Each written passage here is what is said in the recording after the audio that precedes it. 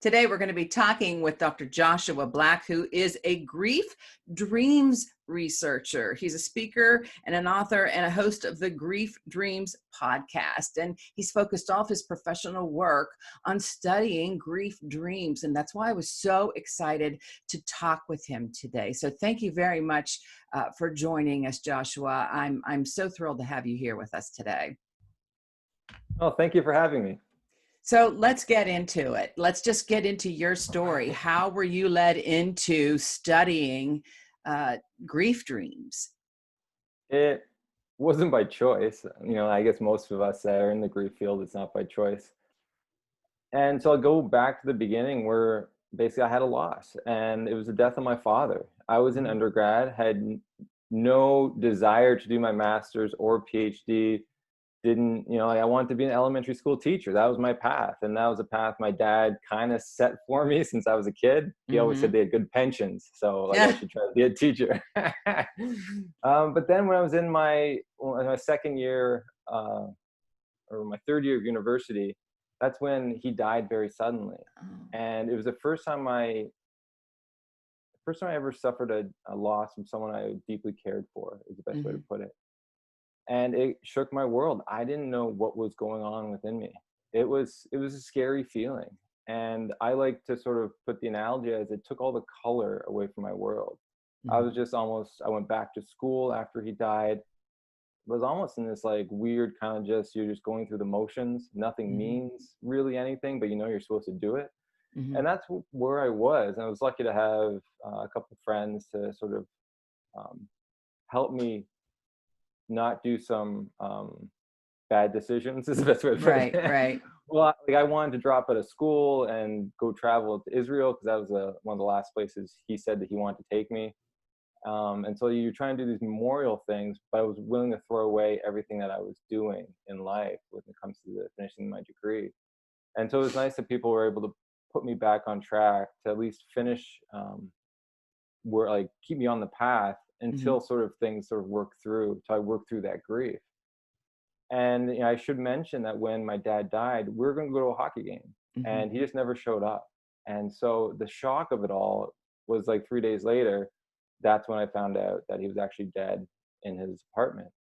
And as I said, like the tears that I had following that were painful. I don't know if people have it either, but like when I cried that day, it was almost like it felt like acid on my eyes. It was just like so painful. It wasn't just like it was wet. It was like it felt like I never really cried as a good male for a long time, and that really opened up everything for me. And so that's where it left off. And I didn't know where to seek help. That wasn't even a thing. I just went back to school and tried to get back to the routine. It was only 3 months after I actually had a dream. I wasn't looking for a dream. I didn't even really know too much about it. And I had a dream that changed me. So I'll tell you the dream. I was sleeping, and then in the dream, I was in my bed, and I saw my father at the end of the room. And he had he always wore these promotional T-shirts that you find in like the beer case and stuff. So he had one of those on, which was really funny. But he looked good. He looked so healthy. He looked happy, more happy than he's ever been. Like he always carried a lot of weight with him in waking life, and he drank a lot to cope with his emotions.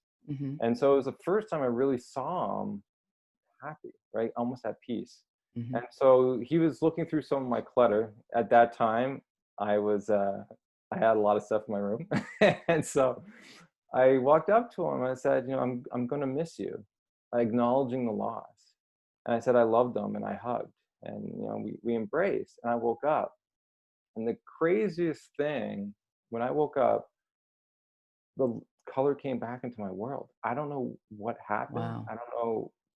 I still don't know what occurred for it to do such a 180 from where I was prior to where I am now. But I just sat at the edge of my bed, and I just sat in the mystery, understanding the feelings have changed. And looking back, I understand that I did have a block because I never said goodbye, which was probably impeding my grief. And also that as a typical guy, I never told him I loved him. as much as I could. I don't know the last time I did, maybe when I was a kid or something, right? So it was just like that implied "I love you," but never actually saying it. So for me to actually say it in the dream, I think had some significance in also my grief journey. So those two things, looking back, it really opened me up to having joy back in my life, but I could still have sadness. So I was able to sort of regulate the emotions and have both. And from that point on, I valued these dreams, but I never told anyone about the dream. Don't know why, I just never did. And it was only after I was done school, I didn't know what I wanted to do. I didn't want to be an elementary school teacher anymore, just because he died and that kind of pull wasn't there anymore. And so I just, as I try to figure out what direction I wanted to go in, I volunteered with a hospice to basically, run support groups and one-on-one, I guess, support with the bereaved. And they kept bringing up these dreams that they wanted to have, that they didn't have, to try to get understanding of the dreams that they did have. And since I was just finishing the psychology degree, I looked at the research to see if there's anything I could do to help them. And there wasn't really anything there. And that's when I had a moment where I'm like, do I go back to school to do this?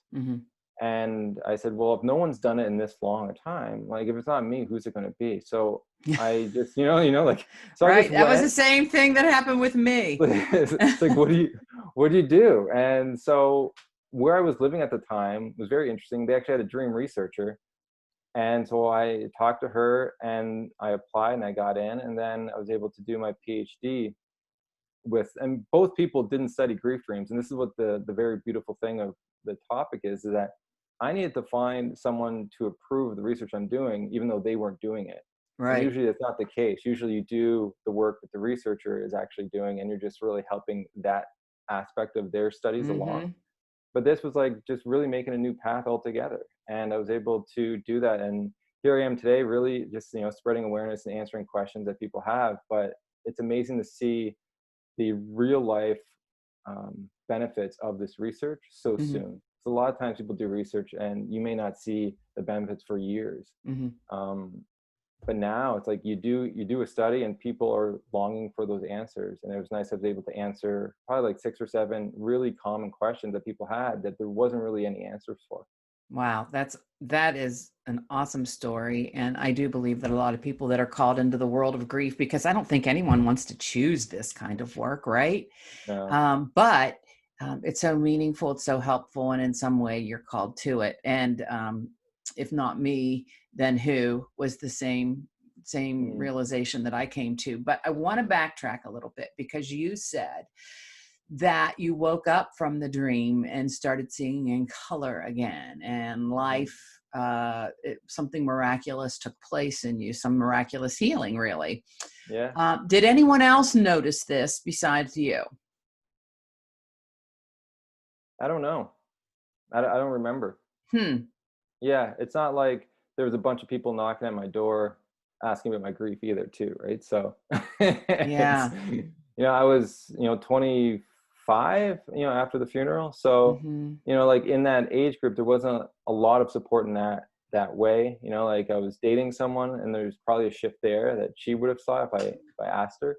But in general, most people don't ask about your grief, so they don't really say, oh, you're doing better, what happened? Like no one, just people stay away. And I understand it's uncomfortable for people to even bring up the topic, and they just sort of really just, if they see you're okay, they're not going to ask any questions. Or if you're doing your normal stuff, they're not going to ask any questions. So at that time, what was that, like 15 years ago now, or like 12 years ago? So Yeah, things have that's where my end is my end changed. is to educate those people to ask about this stuff, because sometimes we put on these masks that we are fine and we're not. But getting back to you and the work that you're doing, so you had this grief, you had this dream, it totally was transformative for you. It leads you to your current work that you're doing now. And let's fast forward to the current work that you're doing now. What exactly is it? I know you have a podcast where you talk to people about their grief dreams, but what have you learned? What are some of those questions that people have?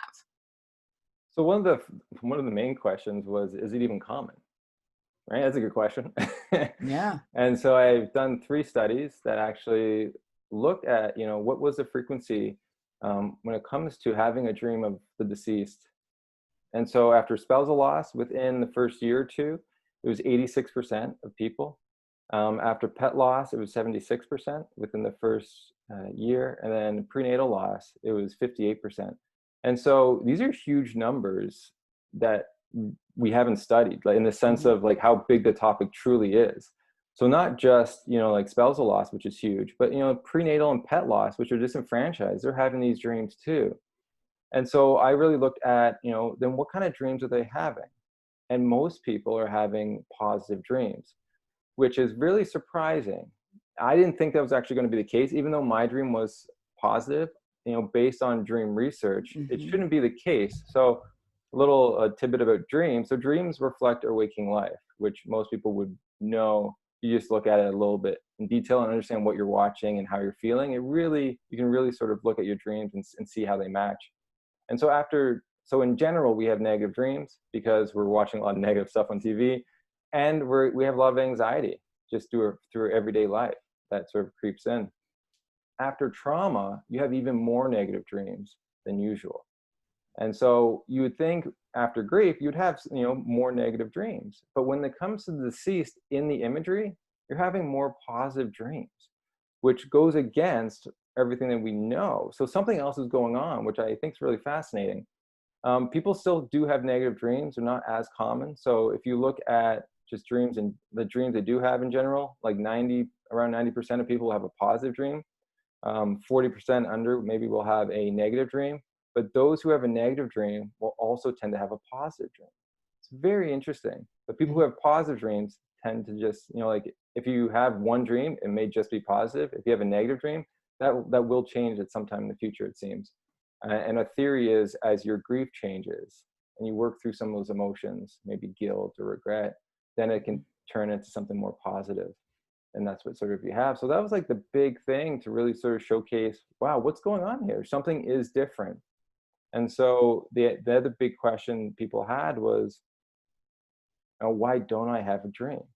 And so when I talk to people in grief groups and other clinicians, that's one of the common questions people are saying is like, why don't they? Or I don't talk about dreams in the group because someone may not have one and they may get jealous, which is understandable. And people do get jealous when they don't have a positive experience like someone else. And so I really looked at that. And also when I talk to the bereaved, one of the common things that they're saying, it's very interesting how when we don't know something, we tend to Mhm. put it on something negative. So a lot of people, they don't know why they're not dreaming, but when you're in grief, for some reason, you're putting it on something negative. Like if you're spiritual, you'll say maybe they didn't cross over. Maybe they just don't love me anymore and they got other things to do. Or maybe they're mad at me. Maybe they're holding back their visit because of something I did. Maybe I didn't give him that funeral he wanted, or maybe, all this sort of stuff. I never heard of one positive thing or one like something that actually could help them as they heal. All Mhm. the answers I got were always things that would hinder them, in my opinion. So I want to really look at a scientific explanation you can actually give these individuals to sort of say, hey, maybe it's not that. Maybe it's something else. And so I looked at a lot of factors from like age, gender, if you're spiritual, attachment, openness to experience, grief intensity, dreams recall in general. And what I found in multiple studies was the main predictor was dream recall. And so the more you remember your dreams in general, the more you're going to remember one of these types of dreams. Mhm. Which what's saying is that you're probably dreaming of the deceased, you're just not remembering it when you wake up. Well, it's funny that And you say that because my husband had a dream of my son. My mm, son came and visited him, and he yeah. didn't visit me. And Mm, that was very, very, very, very, very tough on me. I do remember dreams, though. I mhm, can remember dreams vividly. And I did go through those feelings because I thought, my gosh, this is, he heard my heartbeat. He was with me, more than anything. Why is he not visiting me? And that was right. very, very, very challenging for me. Um, And I don't know. And you know, one of the things I was wondering is, I didn't fully get to grieve him, I feel, at the time, because I was on antidepressants, and I wonder if that played a role in some manner. Might be something, Yeah. that I don't And know, but yeah. it was very interesting, and I remember feeling that jealousy and that sadness at the time. Mm. And it's tough for people. I think that's a lot of reason why people hold on to these dreams, because they don't Hmm. want people to feel that way. Right. And so a lot of people, I think, just don't understand the amount of people who are dreaming around them about Hmm. that individual. And that's why I always say we need to ask the question. When it comes to you, drugs can actually change your dreams and reduce your dreams. Hmm. And so that could be a possibility on what was going on there. But also, the timing of everything is crucial too, and when these dreams happen. As much as I don't know, some people it's right away, other people it takes a year or so. But like they do occur in some form at some point, and sometimes you just need to hit that milestone when it happens. I've had, someone on my podcast came on, and her mom died when she was a kid, Hmm. and she didn't dream about her at all. And so she came on the podcast, we chatted, and what came out was that when she was little, everyone lied to her about her mom's death because there was a big earthquake and a lot of people died. And so to Hmm. try to save her, they basically lied to her. And then it came out too that she never actually visited the gravesite. Mm. And you ask her sort of why, and it's like there was some type of avoidance of the reality of the death. Because if Mm. you went, then it's true. Hmm. Anyway, she went after all, like 40 some years. She went soon after she had a dream of her mom. And so it's very interesting on when these dreams can happen. And it's like it's I always say, if someone does have a dream of someone that you do love or care about, use that as if it's your own, and understand the magic within that for them, but also you can take it for you until you have your own experience as you move forward. We still don't fully understand why some people get them and other people don't. We do Hmm. know dream recall is very important. And so the more people remember their dreams in general, the more they're likely to remember one of these dreams. But it Hmm. could also be if you're in great distress and you're having, it seems like he meant a lot to you. You could have had negative dreams of him, and your mind was basically not trying to remember those ones. No, maybe. Because there is a lot of very traumatic dreams that people have that actually can impede them in their grieving, especially Hmm. like I said, I studied like prenatal loss, which is kind of pretty close Hmm. to sort of what you're dealing with there. And the horror dreams I've seen from like the blood, from everything, you don't want to wake up from one of those dreams. It can really ruin you in your mood, but also make you afraid to go to bed. And so this is sort of one of the things that I want to explore more is like, why are we Hmm. having sort of these negative dreams? And what can we do to help people through those? Because I said, it's very common to have a negative dream, but it's Right. more common to have a positive one. Right. So let me ask you this about dreams. So, are you finding that people that maybe who lost loved ones due to, traumatic experiences suddenly, Mhm. maybe to homicide or suicide, that they are having positive dreams too, or are they having nightmares? They're having, well, in the research I've done so far, there is a correlation between those traumatic deaths and having negative dreams. Uh-huh. But they can too have positive dreams also. And that's the mystery of it all. But there is a link between trauma, and, and these negative dreams. I noticed that you use the word mystery a lot. That sounds like It sounds like spiritual talk. Has this made you a more spiritual person, or is spirituality even a part of this? How have you changed since doing this research in your belief system and all of that? I don't know if it changed me too much in my belief system. I was spiritual prior Mm-hmm. to everything. But I've always just focused on trying to love myself, and that's opened up my world more than, like trying to believe in something in the after. It's more about how can I love who I am now? And that's opened me up to a different viewpoint of these dreams. A lot of these dreams, the main message in them is love, in the sense of when it comes to the positive dreams, you ask people what it is, and it's the peace and the love they feel. And that is something that I really look at, and I think that is where the change happens. It's not because like they're in an afterlife, if that's something you believe.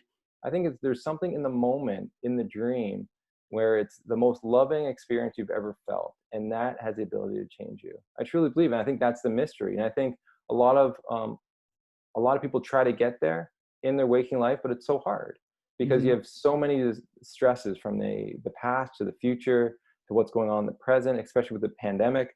All this stuff is just creeping in, and like, when do you find that peace? And that when that dream I had with my father, there was nothing, like the future didn't matter and the past almost didn't really exist, because it was just like this loving peace.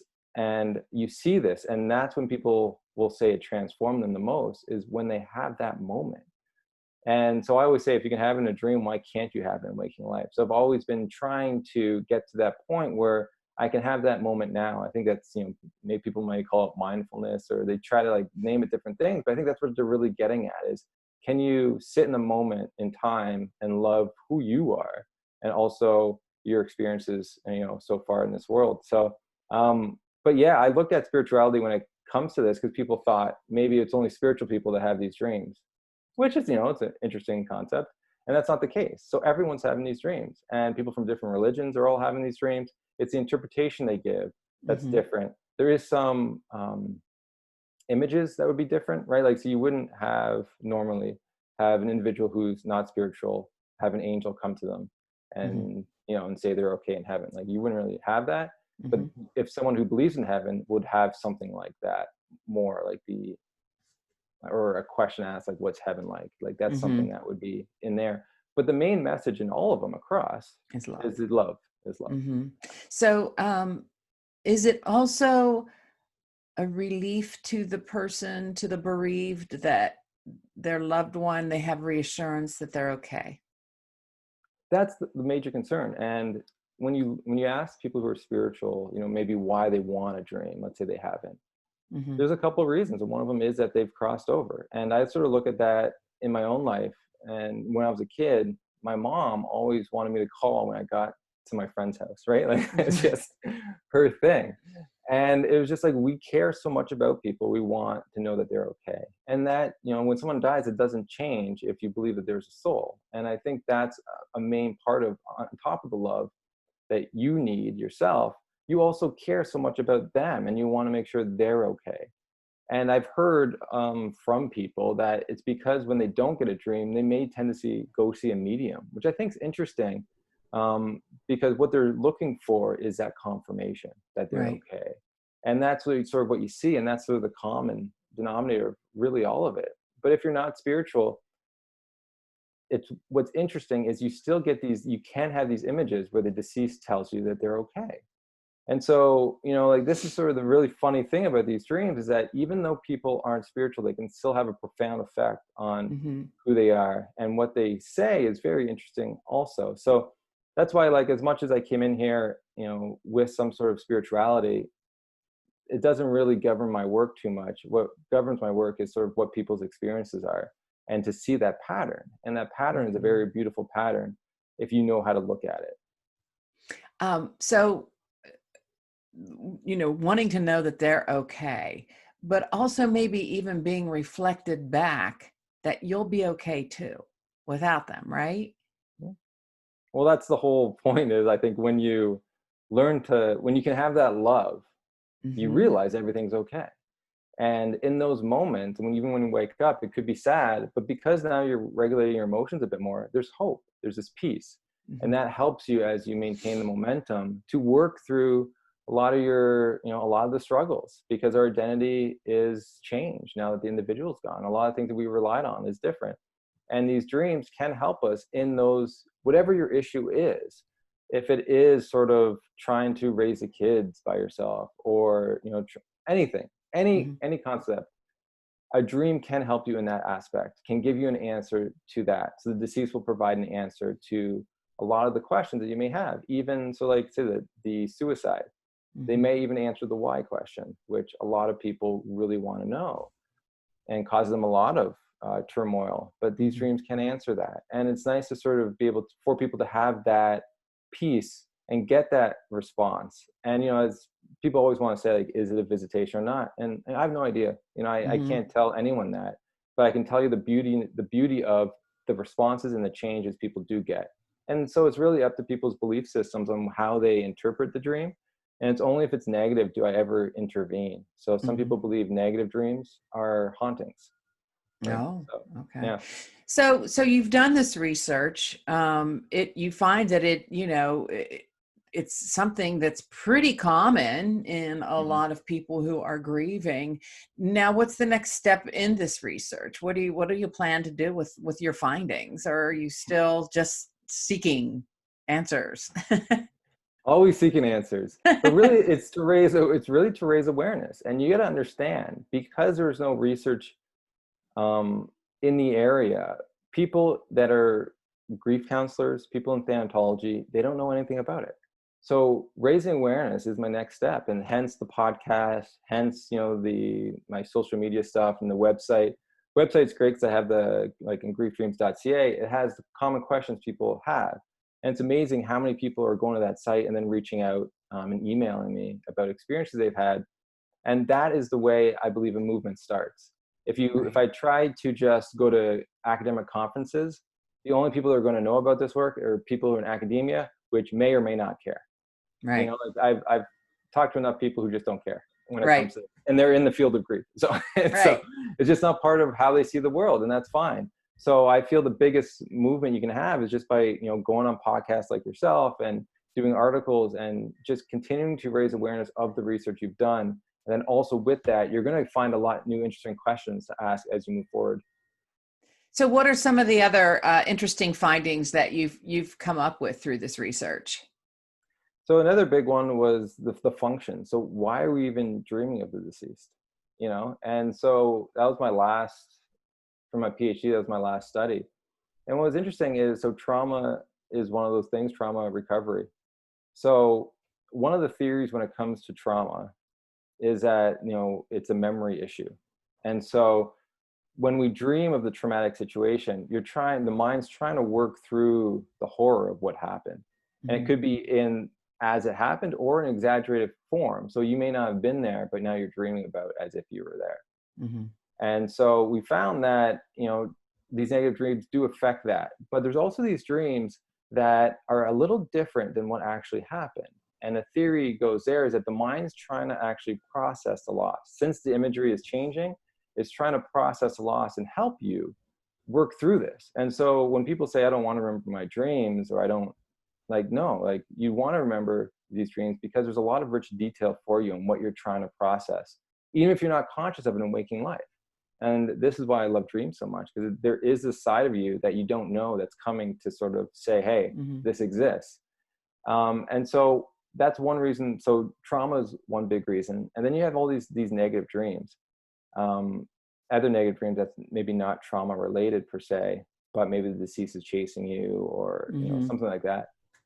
And so we looked at that, and one of the things that negative dreams can do for someone is regulate their emotions. And you may say, how would that regulate my emotions? I'm going to wake up sad. True. But if you're avoiding your emotions in waking life, the reality of the death, it could be the negative dream, or it also could be one of those traumatic dreams of them dying again. And that in itself could open you up to the reality, to sort of break that denial that's really easy to maintain or to suppress, because people do have a coping mechanism, which is, can help you survive, but it can hinder you if it goes on too long. And so that can actually open you up to actually work through some of these emotions. Then also you have the positive dreams, as sort of talking about. So comforting dreams is the most common, where the deceased provides comfort in some way when it comes to your grief. And so here it regulates your emotions. So if you're sad, going to bed like it happened with me, you wake up with basically a new life, and you wake up with joy, and that can help. And that helped me regulate my emotions. Not taking away the sadness per se, just allowing you to have all the different types of emotions working equally, and that can help you then problem solve and work through your grief differently. And then, lastly is to maintain a continuing bond. So I've also done research on continuing bonds, which could be another podcast on itself. But they actually, there's been some debate on if they're even helpful or not, if maintaining a bond is helpful. And so one of the things we're looking at, is it helpful? And it is. So when it comes to these dreams can also be continuing bonds and help people maintain continuing bonds. If you're spiritual or not, like you don't need to be spiritual to maintain a continuing bond, because some people will have dreams of past memories they've forgotten. And that in itself is a continuing bond. So you're just trying to remembering this deceased and feeling connected with them as you move forward. So these are some of the functions of these dreams in our waking life. And when it comes to, I should mention too, when it comes to dream recall, there are ways to increase your dream recall to hopefully then increase your probability of having a dream with the deceased. And so our dream recall isn't set in stone. It's actually pretty fluid. And so one of the things to do is to write down your dreams and talk about your dreams more often. And what you're telling yourself is that these dreams are important.